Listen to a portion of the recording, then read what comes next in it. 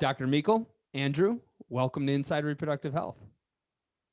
Thanks a lot, Griffin. Great to be here. I'm a fan. I can't wait to talk about the different ways that people can think about how they might sell their practice, how they'd value their practice. You've got a lot of tangible stuff for us to go over. I might throw a couple of philosophical hardballs in between here and there, but you've got a lot of tactical and tangible stuff. Before we do that, I'm curious, you're a dentist by trade. How did you end up here in the fertility space? I'm fortunate. Geez, I thought we had like 40 minutes to an hour. This is part one, and then the other questions are going to be part two.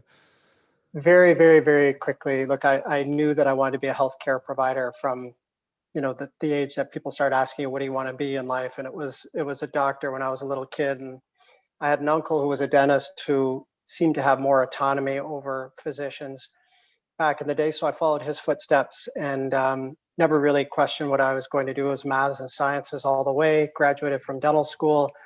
And then it hit me like a ton of bricks that this is a business. I not only have to see patients and deliver excellence, in my technical skills, but I've got people to lead, I've got bills to pay. And it sounds, surprising, but, in medicine and dentistry, we get zero business and leadership training. Fortunately for me, with my background in sports, leadership came naturally to me. And I quickly realized that I needed to create a team that functioned and functioned synergistically at the highest level so that we could deliver, the best care to our patients. And it quickly dawned on me in the first 5 years of practice that not everyone had that approach. There was a lot of burnout in the space. A lot of dentists were finding it increasingly challenging to run these little businesses. And so just really by happenstance, I bought my first practice and the dentist stayed on, and he said he'd stay for 6 months. And once I started leading the practice, it grew 30% in the first year with just some simple energy and leadership and systems and processes. He asked to stick around and stayed for 5 years. And told several of his classmates, hey, this guy Meikle can run your practice. You can just come and go and, kibitz with the team. And it really kind of took off from there. I bootstrapped about 20 clinics while I was practicing dentistry. And at any given time, I was operating 10 clinics and realized that there was an opportunity here once I'd spent enough time in it to scale the business, and ended up doing so. So your first acquisition was as an individual. You didn't have a firm behind you?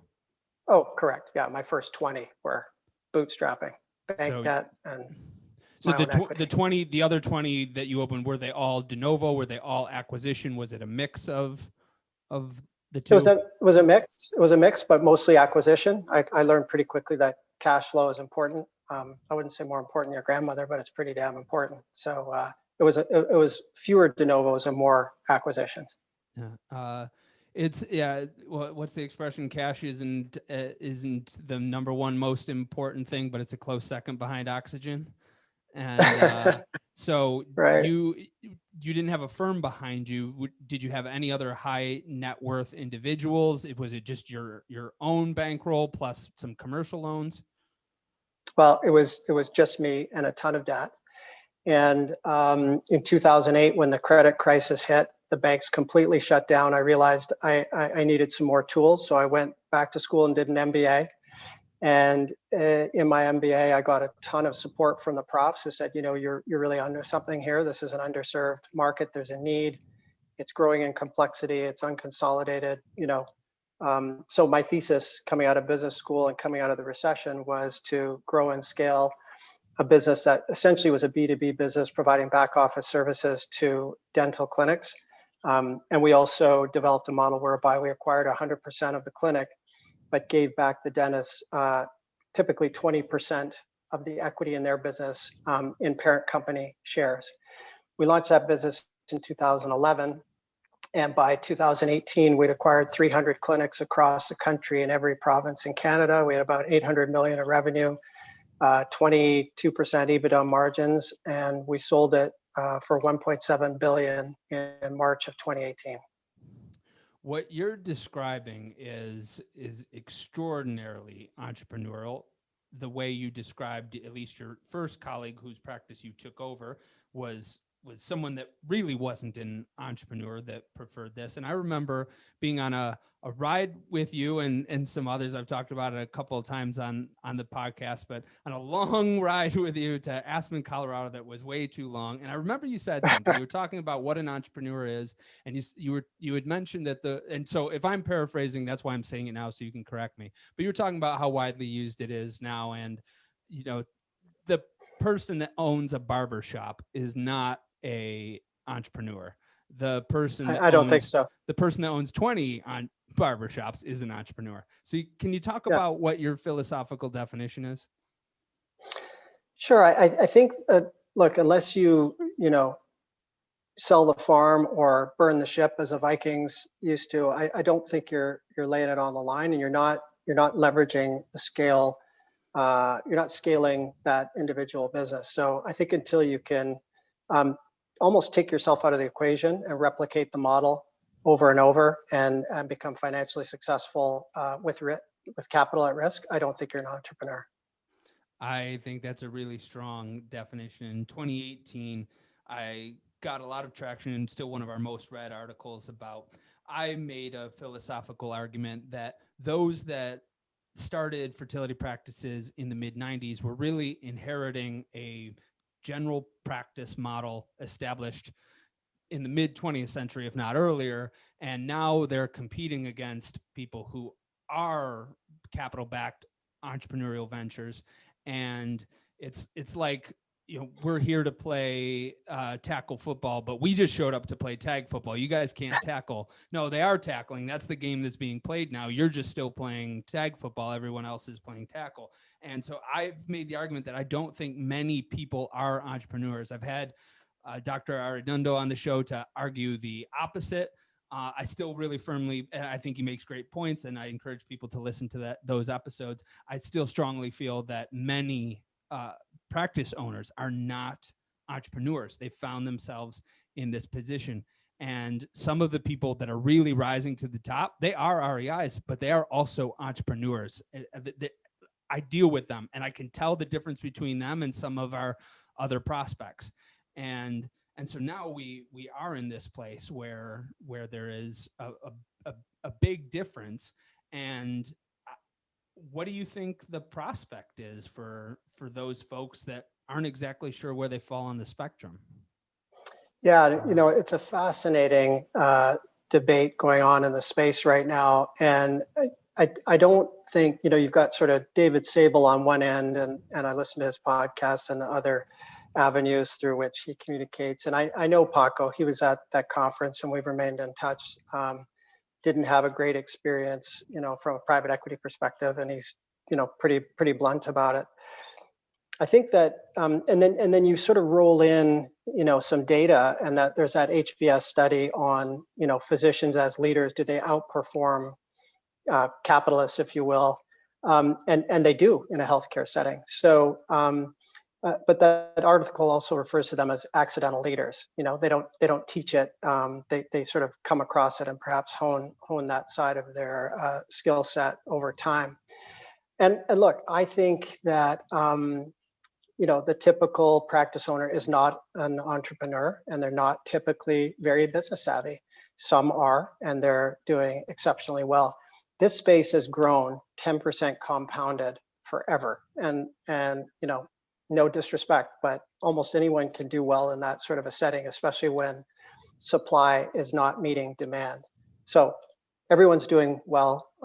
Almost everyone's doing well. I think there's another level. It's not just about revenue and EBITDA.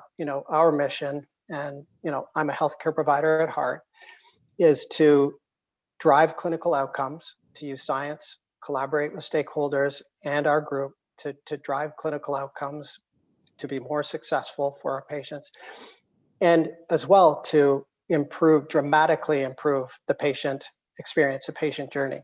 So it's pretty simple. All of our decisions are made, based on those two things. And I think there's a tremendous opportunity to professionalize some of the areas in the space. When you look at management, for example, I think there are a lot of people doing a lot of great things, but it's sort of doctor first. It's not patient first. So we're flipping this profession on its head and looking at the management and the operational efficiency and effectiveness of clinics. We're looking at lean processing from a patient perspective. We're looking at sort of value innovation from a customer perspective. It's got to be driven by the patient. We have to serve the patient. And I think it's largely the other way today. So we have a completely different lens than I think most groups. We're investing for the long term. We can get into private equity if you want. We are now backed by private equity. You got to be careful who you choose, who you partner with. You got to be careful who you marry. You got to spend time. You got to do your diligence. You got to go on dates. And you have to be ruthless in your due diligence because it is a life sentence. So I sort of went away. I went away from your entrepreneurship question, but I think it's on point. The way we're going to get there, because I want to talk about the dates and the due diligence. Now we're at the fork in the road, and I want to talk about the fork in the road, which stems from that entrepreneur definition philosophical question, because I do believe that it is a spectrum. On a 0, you have someone that will never work for anything beyond an hourly wage. And at 100, you have an Elon Musk that is going to get us to Mars when he's not even an astrophysicist. And Dr. Andrew Meikle is somewhere on the further end based on the behavior that you've described. I myself, I do not consider myself a true entrepreneur, yet I'm somewhere lower on the spectrum. Maybe I'm a 63, maybe I'm a 65, but I am certainly more entrepreneurial than I was. I'm building this business. I'm slower. I think the tendency of a true blue entrepreneur is to do things much faster, to be able to take much greater leaps. I need to learn by doing, so I go slower, but I am becoming more entrepreneurial, leveraging systems, leveraging people, investing more capital. And so I think there are people that are like, well, you know what? I'm not Meikle, because I certainly wasn't doing that when I was younger, but I'm starting to get the hang of it. And now I'm at this fork in the road. How should someone think about this if they're somewhere on the spectrum and they're like, well, you know what, I can go with the Fertility Partners or Inception or one of the new groups, or I can keep doubling down on my entrepreneurial talents. How does someone think about that when they're at that fork in the road?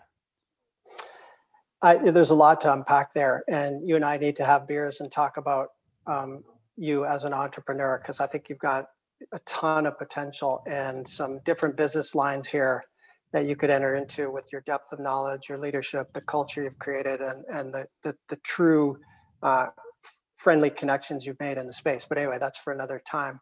You're very, very close. I see it less as a fork in the road than as a chasm to be crossed, and you cross the chasm in one leap or you don't make it. That's, to me, an entrepreneur's mindset. So you got to make a decision to go for it, and then go for it. It's like the Jim Kelly hurry up offense, right? There's going to be a lot of moving parts, man, but you could do it. You can stay on top of it. You can lead it. You can prioritize, and you can guide the team to success. So I don't know how to turn a physician into an entrepreneur per se. I think you have to have the fortitude for it. You have to be able to delegate tremendously, because you need to see everything from 60,000 feet and not be too in the weeds. I think an absolutely critical element, and something that I see as a weakness generally in the space, is a lack of financial awareness, a lack of operating the business with financial metrics. People in the space seem to look at it in the rearview mirror rather than in real time. Our organization, we provide a full P&L every month by the 8th day of the next month, so our partners can see what they've done in their business and how it relates to the strat plan that we've worked on them for going forward. So I think we don't have enough time, but I mean, a start would be definitely start reading some books. There's a ton of great information on entrepreneurship out there. Gerber has a whole series. Those things are very helpful, but you really have to take yourself out of the day-to-day equation, be able to see it from 60,000 feet, have the best, most independent brightest people you can working for you, actually, executing on things. And I think that's a big first step. I think the chasm analogy is pretty apt. We do something called the goal diagnostic. It's a $600 initial offer. And part of the reason why I do it is to see if people have made that leap. Because if they're just coming to me to see, like, oh, well, what else is out there? We're probably not the firm for them. But if they're coming to us saying, we want to be in these markets, we want to hire this many doctors, we want to increase our volumes by X%, then it's like, okay, now I can help you. And so I think the way people make decisions comes down to where you've fallen on that side of the chasm, because Totally agree. I wouldn't have spent my last dollar to come to MRSI in 2015 if it wasn't to rent a car to get to Chicago right after moving back to the United States, if I hadn't chosen this field. And so I think, when I hear people say, we want to take over the world, it's like, no, you wish that the world would come to you. Taking over the world is a much different thing. And so now with you, we have the opportunity to talk a little bit about that financial literacy, business literacy that you've mentioned is missing in medical training in the academic setting. So if we start with, timing and picking a partner, some of this dating stuff, what are some of the tenets that really belong in that due diligence? Well, I think, being ready for due diligence are one thing. So that goes back to the numbers. You got to have your numbers in order. You got to have some sense of what, your profitability is, and where your expenses are. What are your variable expenses, your fixed expenses, the classic accounting. And you don't have to learn it from scratch.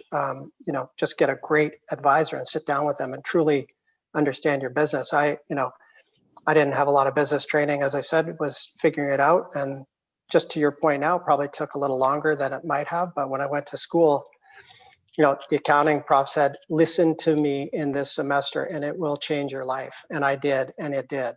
It completely transformed my life. So you've got to be on top of the numbers, whether you're deciding to sell or to partner or, to have an associate buy in.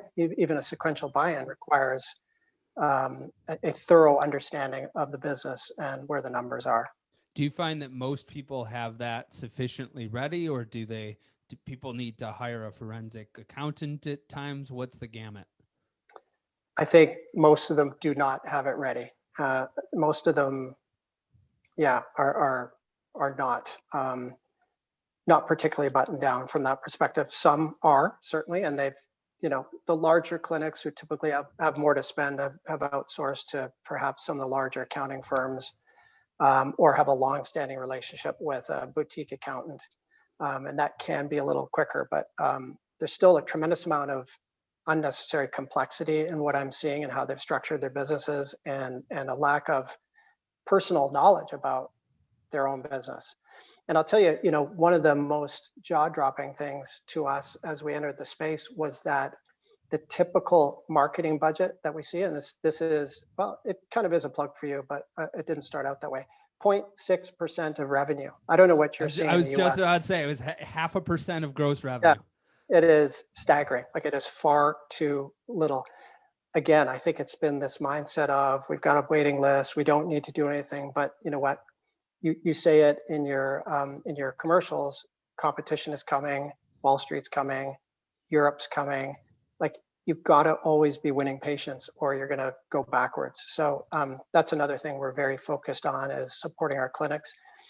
And I might as well say it here first. We're coming to the U.S., Griffin, and we will be using your services later this year. We've had inbound inquiries from the UK, from Europe, from the U.S., South America. We've been, only 7 months old, but we've been inundated, I think, because of our value proposition and our model.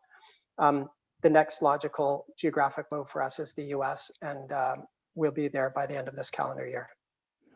Well, so now there's another person coming in, but I think even if all of that weren't true, I think all of that still isn't enough to put a fire under on many people's bellies now. But I do think that if you're using marketing correctly, you're just using it to invest back into the business at the very least. And so Absolutely. it's a way of, because otherwise you're taking it out of your own pocket. And that's often why people don't invest in their business. And then it just becomes irrelevant or less competitive or less profitable over time. But if you generate more profit in the meantime, and you use some of that to invest in the longer term of the business, then you can keep the profit machine running.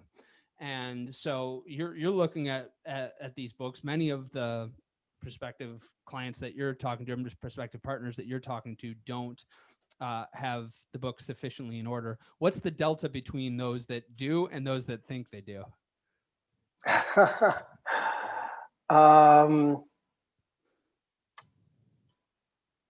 I think most of them have a sense that they don't, to be honest. I think that they don't know their numbers. You ask them their EBITDA or their cash flow, or how much their staff wages are, that they don't know. So I would say it's not a big delta because they acknowledge as much. So when you're looking for a deal, what looks good to you? Are you looking for particular markets? Are you looking for length of time in a marketplace? Are you looking for number of physicians? What looks good to a prospective buyer or partner?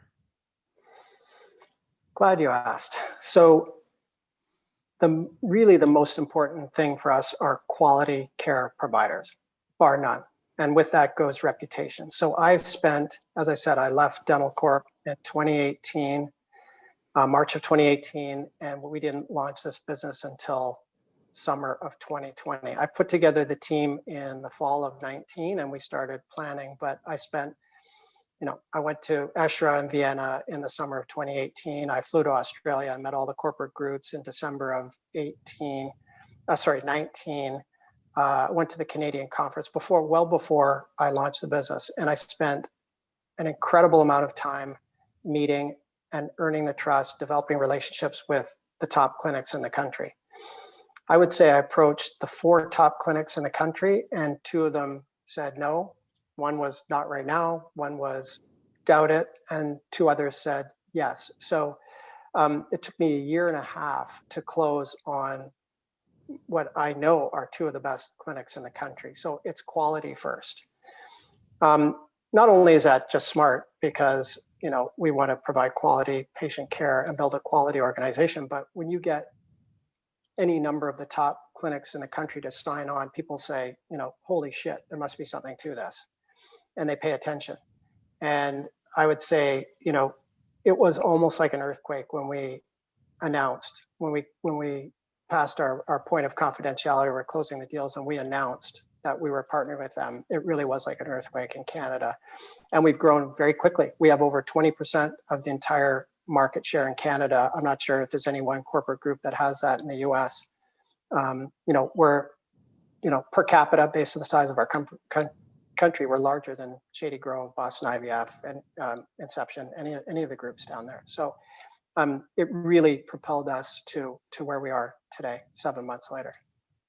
So you're looking for a couple of names, some quality when you are doing this. What should the sellers or the now partner clinics be thinking about when they are doing this dating? So, my opinion is that, and others have different, we talked about, Paco and Sable, and, Meikle Alper was on, and I know they did a deal. There's, my opinion, and I can't build a great business in 3 to 5 years. I don't want to. I don't want to exit in 3 to 5 years, and I don't want the pressure of exiting then. So for me, and if I were a clinician, I look for somebody who has a long-term horizon, regardless of my personal horizon, because I'm going to care about my staff. I'm going to care about my patients. I'm going to care about my legacy. So I think a long-term time horizon, and then look closely at the track records of the people, involved, whether it's the CEO and the senior leadership team like myself, or the equity backers. You look at Eugen. Unfortunately for them, their backers, NMC Health, got delisted. I'm not telling tales out of school. It's public knowledge. They got delisted from the London Stock Exchange. That would concern me personally if I was signing on to something like that. There's fraudulent behavior there at the top level. I think those are the really important tenets to look at, and then obviously spending time with the individuals. What are their values? Well, so I'm just thinking, if I was playing devil's advocate, the counter argument what might be, well, these are publicly listed companies, so we know about their finances. We have public record for them. If you're talking about high net worth individuals or private equity firms, but especially individuals, what do we know about them? So again, private equity, you have to talk to other CEOs, successes, failures, current portfolio companies. Unfortunately, many private equity companies, Griffin, still have that old playbook where they want to cut costs and drive revenues. Healthcare companies are different. Doctors are different. Whoever it is that's writing the check has to understand the doctor nuance. They have to respect the doctors. There's an art and science to this profession, this industry, if you will. It's not widgets. It's not manufacturing. It's not, it's highly specialized, and they need the tools and equipment that they need to provide the best care. There has to be an understanding of that. So I think, look at the track record. I'm also not a fan of the 51-49 private equity playbook, whereby PE buys 51% at whatever, 7, 8 multiple. And then they say, okay, you hold on to 49% at the clinic level, and we'll talk about that later. So they're making the arbitrage on the, collective, aggregation of the group, and the doctors are not. Our model's completely different. We invite our doctors to have equity at the parent company level, same equity I have, the same equity our private equity partners have. And so they're also participating in the arbitrage. We buy 100% and they can take back, as much equity as they want in the shares. It's up to them. It's up to their risk profile. So we feel like it's a true partnership. Our model, we are partnering with the doctors. It aligns us on what's best for the clinic, what's best for patients, and what's best for the organization. Well, I thought we might talk about it later in the show, because it is a philosophical thing that I've been exploring and reflecting on with regard to private equity, especially in REI medicine. To be fair, you're going to get a harder question than other people who've been on your position, have been on the show, is because I've thought about it more recently. And then I think, well, the next guy's going to get this question. That next guy is you. So not fair that other people didn't get it. You're getting it now. And I'm not afraid. Well, the way I'm looking at it, Andrew, is I hear people all the time say, we're not going to tell the doctors what to do. That, the doctors run the clinic. We're not going to tell them how to run their business.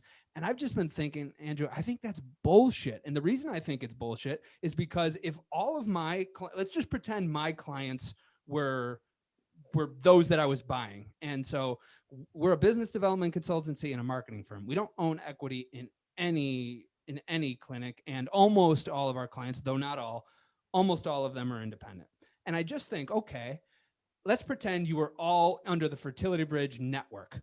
And I know that this doctor spends a half hour with new patients, and this one does an hour. And this one that's doing a half hour, he says that it's better because all he's giving his patients are what they're going to do in the next testing, and they'll talk about the rest in the follow-up. He's not talking to them about everything, while the doctor that does it for an hour is talking about everything.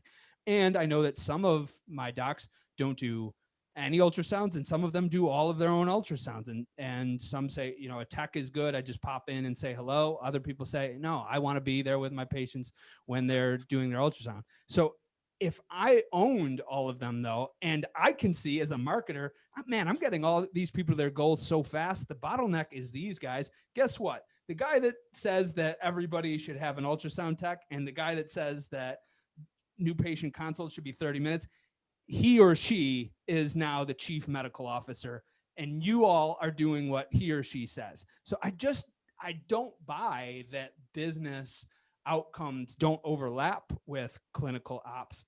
And I'm interested in your take on that nuance. Totally get it. And I've been asked this question a lot. We bought a lot of dental practices, and the reason our model is so successful, and it was in dentistry, is that it is philosophical, contractual, and it's even legal. We cannot get involved in clinical practice. We're not qualified to. We have no business in there. We do not get involved in clinical practice 100%. I can give you 100 names right now, go back 10 years, and they'll tell you that. I won't do it because A, I'll never do another deal, and B, that was my promise to you. We're not going to do it. We talk to these potential partners before they sign on the line about areas of their clinic they think they can improve. So call it efficiency, effectiveness. Most clinics know they're not efficient. They know they're wasting time. They know they're wasting effort. So we say, okay, well, let's work together and talk about how we can improve that, but we will not impose anything on you. We will not drop a manager in there. You have complete autonomy over hiring, firing, clinical processes, and operating autonomy, but they want help. That's part of the reason they're joining us. So we map out, like I said, we're using Lean. Did I mention this earlier in the podcast? Please go into more detail. If you did, you just... Yeah, so the manufacturing process that came out of Toyota in Japan in the 70s, Lean processing is an engineering exercise that effectively looks at things from the customer perspective, but it's a process of improvement by removing waste and reducing variation, for example. So we're using some of these Lean tools to drive efficiency in clinics. So we're doing a couple of de novos right now, and we're engaging with staff members, patients, engineers, construction designers who are versed in Lean. And we're taking the patient perspective. How does the patient want to move through the clinic? It's always been doctor first. Men don't want to walk down the hall with a sample, for example. I mean, that's obvious. But, why are patients lined up at the door at 7 a.m? It's not best for patients. So, we're looking at process optimization, which they are very excited. I can tell you the energy with our partners is unbelievable. I get calls and texts all throughout the week. They're energized to change this, as you said, this inherited family practice model that's 40 years old. So that's an example. You notice I haven't said anything about clinical. We don't get involved at all in clinical medicine, but operations, bringing technology, something like Engaged MD. A lot of clinics aren't using that. Genetic testing. Here's the data. Would you like to do genetic testing? We bought a 20% interest in Sequence 46 in California. We've got incredible pricing. You know that if you use PGTA, you're going to improve your outcomes. Like, it's up to you, but here it is. And guess what? Your patients are going to pay less than if you're buying it from Cooper or iGenomics. So it's about showing them opportunities to serve their patients better, and they get to choose. We will not impose anything on the clinics. Well, then what is somebody like, what does a chief medical officer for a group do then? In your case, what's that guy, Dan Nayat, doing for Fertility Partners if there's no clinical obligations, or best practices might be a loose term of putting it, but what's that role then? Okay, fantastic.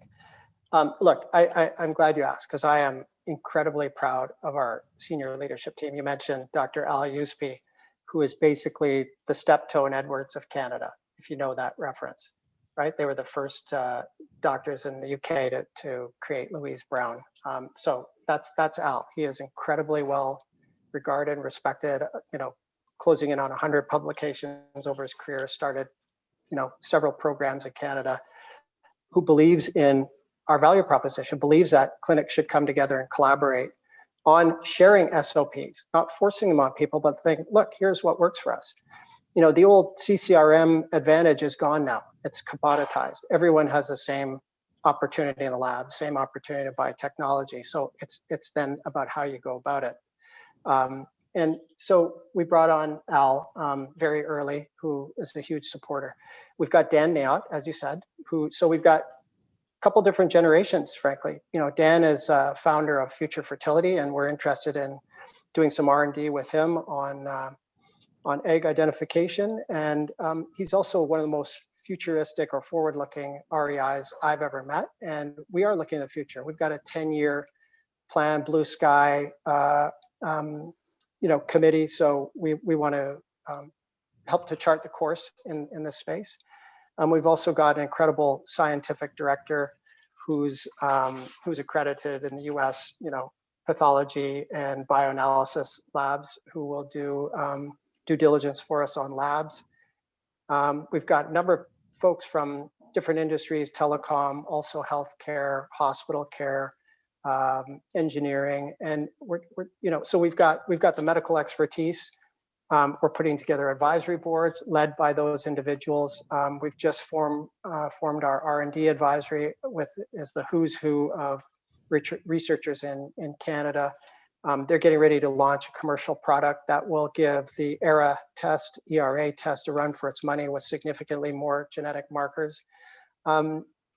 We will advise and collaborate, but we will not tell people what to do. I think there's not enough collaboration going on in the space. And TJ Farnsworth said it on your podcast.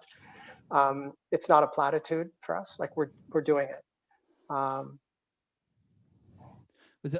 So you've talked a lot about what networks can do to support clinics in reaching their goals, how clinics can maintain their culture, and the importance of autonomy. I want to talk a little bit more about what clinics can do to get ready for due diligence, because one of the things that you had mentioned was about books being in order, but I think previously you'd also mentioned contracts, and at least in email you had talked about that. And maybe is there some specifics we can give to people that they might not know? And one I'm thinking of is it's often helpful to have assignment clauses, isn't it? Let's say if someone has a revenue generating stream that with another entity, that they have an assignment clause in that contract, so that if they sell, that contract goes to the buyer. What are some of those examples that people should think about in getting ready for due diligence? Yeah, that's more specific to the U.S. I don't know enough about that. We're just starting to ramp up our knowledge of the U.S. In Canada, over 90% of fertility services are private pay, and most of that is cash pay. So insurance is really lagging here. There's a little bit of government support, so I can't really comment on that. Your question specifically is what other things should people look for when contemplating a sale? Yeah, and one thing I'd love to know is how do I value my practice? I think that's one thing that people are asking each other at the bar at ASRM, but maybe don't have a lot of guidance on. And they might know a consultant, they might have an MBA themselves, but I think that's good wisdom that people might be able to benefit from. How do I value my practice? Yeah, no problem. I think it's pretty straightforward today. It's pretty much a multiple of EBITDA. So cash flow really determines the value of the business. Low cash flowing business will not command the multiples that a high cash flowing business will. And I'll give you those numbers. And give or take, the state of your equipment. Obviously, 15-year-old equipment, you're going to be on the lower end of the multiple. And state-of-the-art brand new is going to be in the upper end. So there's pluses and minuses. I would say there are other intangibles as well. If it's a solo practitioner, do they have a succession plan? Fertility bridge, like, are you winning patients? Is this practice growing or is it in decline? There are a number of factors that go into it, but the largest driver of that. So going back more specifically to your point, how do you value the business? There are many intangibles that can tip the scales in your favor. The largest driver will be EBITDA. So anything around $1 million or less, could command sort of a 5 to 6 multiple of EBITDA today. Anything in the $3 million range, I would be, again, depending on the intangibles, could be 6 to 7, 7.5. 5 million, 6 million of EBITDA could be an 8 multiple. And anything that's a group or a network, again, with platform, real synergies, a real business, could command a multiple of, anything that's sort of 8, 9, 10 million could command a 9 or even 10 multiple, depending on how buttoned down it is. That's the range. That's the market. I want to pick apart something you said, or maybe just explore it, which was you said keep investing in your business, and maybe that's just a plug to make Fertility Bridge clients happy. And if so, I appreciate it. But I often find that uh, it's the people that aren't that are looking to sell within the next year, let's say. They're often the ones that aren't super interested in Fertility Bridge, and I think that for them they would benefit from most of the stuff on the later phases of the patient journey, because maybe they're not doing stuff for 5 years from now, but there's a lot of stuff they could be doing in the next 3 to 6 months to increase their revenue and their profit. Totally. And, You're and absolutely right. I just want to jump in and say that is what you've just said is so valuable, because if you and I were to buy a business, do you want it to be growing or stagnating? I mean, it's a no-brainer. They're going to get more value at the end of that, and they don't have to do it themselves. They can outsource it. I'm a big fan of outsourcing. So bring in the expertise, show to your potential buyer that you are preparing for a sell and you want to hand it off in good shape. And look, I think there are very few that want to sell and just stop. So you want the momentum to carry into your new business. And if you have an arrangement post-sale, it's going to accrue to you anyway if there's some sort of revenue stream or profit share post-sale. So it's just good business. It's funny because I think I had the same conversation with someone that ended up going with you all, and, Really? and if only I had this soundbite to play for them at the time. Well, we certainly won't talk about that, but I think that's what I've always looked at, because I look at what I would be doing if I were selling my own business, or if I were buying one. Same way you'd look at if you're buying commercial real estate, you'd want to see more Right. more income coming in. Are your contracts in order, right? Do you have your staff under contract? That adds value to a sale. There are just many things. Have your finances in order, financials in order, legible. All of these things make the business more valuable. So it's worth the effort. Do partnership dynamics ever come into play with this, Andrew, either in evaluation or just the vetting of the sale? Like, oftentimes people might be coming to you because they're thinking, I can't deal with Dr. Smith anymore, and let's just each sell 25% or whatever, and then it's Meikle's problem, it's Fertility Partners' problem. And so does this come into play with either how it's valued or how you're vetting with how the current partnership works with each other? That's an interesting question, and one that I haven't encountered in this business. It is has been surprising me. So we've had one of our clinics that we acquired had 11 partners, and they needed consensus. They needed to unanimously decide to go ahead. And that was challenging. I mean, there were a lot of meetings, a lot of questions to be answered. Everyone has their own particular view on things, their own advisors, their own financial advisors, their partners in life. So more partners is more complex, but I haven't encountered that where we've had a chasm or schism in the partnership and had to deal with that. And remember, ours is a partnership. It's not our docs aren't selling and going to Florida. They are staying on a minimum of 5 years. If there are enough partners in the group and one wants to retire, then fine, we'll figure it out. But ours is an ongoing relationship. So I think if people are wanting to step out or blow up a partnership, they won't be approaching us. What about the younger docs? This wasn't a question that I had planned on asking you, but hearing you talk and having you here, I want to ask it. The same meeting that you and I were, there was one person that had a counter opinion, and I've invited this person on, and doesn't feel that they have enough to talk about it for a show. But one thing that is often said is, well, this mostly benefits the older docs who are within 5 years of retirement, and the younger docs then don't have any equity to build of their own. This person had made a counterpoint of, well, you could have even more because you have the PE firm, you've got some, you're growing it, and then you're selling with them when they sell 5 years down the road. I don't know enough about that, and so I'm really curious about your take. Is what do younger REIs have to benefit in all of this? Yeah, it's an interesting point, and we come across it quite often. I think we've solved for that in a couple of ways. I think that younger people, and you hate to generalize, typically don't want to carry as much debt. So I'll call them, maybe millennials, right? New grads in their 30s who've been in school a They're long also time. They already, probably coming out with a lot more debt than that previous generation did. So they're precisely. between undergrad, many of them went to affluent private schools and then medical school, and then they earned, an average of what, 60 grand a year between residency and fellowship. So Yeah. so they never made any real money. Now they got a mortgage. They've got they many of them have children at this point. They probably have between $250,000 of debt on average, I would guess. And so I'm sorry to cut you off, but I'm thinking that probably is a lot more debt than it was in the early 90s. Right.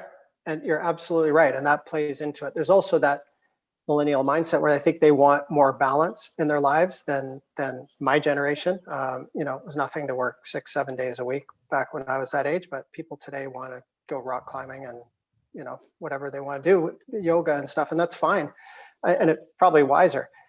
So I don't think that they're prepared very early on in their career to, again, take on more debt and take on the responsibility. There's a tremendous amount of responsibility running these clinics, as you know. So I think the mindset of young people today works in our favor in this model. Now let's step that forward 10 years, whereby you've got docs in their 40s who are still young. They're the ones who are saying, I've got 20 years left. Like, does it make sense for me to quote unquote sell now? Well, I can run models for these people on a tax effective basis with our conservative projections on how our shares will grow in value, that they'll be better off doing a deal with us, and they'll be supported with by a sophisticated business organization. So when it comes to the financial outcome, they will be better off with us, and they'll continue to have the autonomy of running their practice. And as the older partners retire, we'll help them backfill with other docs and support them in the day-to-day. So I think it's a compelling proposition. It's not for everyone, and we find that. We're not for everyone, and everyone's not for us, and that's fine. But I think our value proposition is very compelling. Andrew, you've given us a lot to think about in terms of selling practice, in terms of thinking about what to think about with partnerships and to whom you're selling and getting things in order for due diligence, all the way down to how we would value our practices. How would you want to conclude with whether it's private equity or high net worth individuals, or the money coming into the field, or the trade-offs between selling and keeping, or the philosophy of entrepreneurship, any of these multitude of threads that you and I have touched on today? I'm going to let you conclude however you want to put the bow on it. Oh, well, thanks. First of all, thank you very much for this opportunity. I think that, this service that you provide in this great dynamic profession is really valuable, Griffin. So thank you, and keep it up. I guess in terms of concluding, and I was sort of brought in under the private equity bucket, I guess. So I would conclude that, there are tremendous opportunities out there to partner with various organizations if it suits you. And I think it's just really important to have your house in order before entering into that. Do your due diligence, find the right fit. And look, this profession right now is at an inflection point. It is changing, and if you want to change, you might look to joining an organization that aligns with your values, and they can help you. They could support you to implement changes in your clinic, to drive patient flow, to make your life easier, so you can provide the best possible medicine. Dr. Andrew Meikle from the Fertility Partners, thank you so much for coming on Inside Reproductive Health. Thanks again, Griffin. See you soon.